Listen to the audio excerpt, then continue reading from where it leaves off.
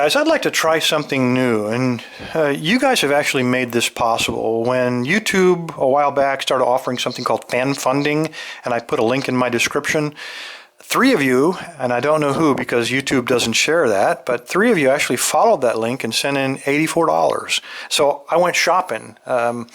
This is obviously more than $84 worth of stuff, but see, my wife doesn't have to know that. And as long as none of you guys rat me out, I think this is going to work out okay.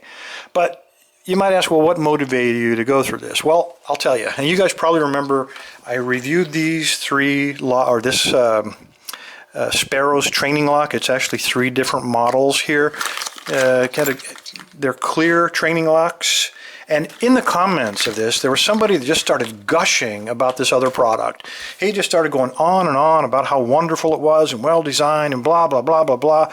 And in fact, he got so overly enthusiastic, I actually asked him if he was an employee of Azure Locks. And then he stopped responding to me. But by then the damage was done. And I'm sure several of you had fallen for it and been suckered by this guy. And we ordered one of these things. And it turned out, if you look at the review, to be kind of a piece of junk. So the combination of this fan funding with being suckered kind of made me realize it would really be cool if there was some kind of consumer reports for lockpicking or some kind of clearinghouse for all of these products, because new stuff's coming out every day. People are asking questions about all these different lockpick sets, and then at the same time you've got guys that are on forums that are leaving all kinds of false information trying to sell their crappy products. And I thought it'd be neat if there was one place where we could go to find out whether it's junk or not. It would help us all save money and identify useful tools or not so useful tools. So that's what we're going to do here. Now you might say, well, you're going to use that $84 and you get all that cool stuff. Well, that's not true. And I'll tell you why. It's your $84. I'm just going to review the product, and then like I've done with all of my locks in the past, I'm going to give them away. In fact, let's use these. I forgot to give these away during the video of this lock. So the first 3 guys that send in the answer to this question will get these locks. And that question will be, what's the last thing you want to have your sister say to you?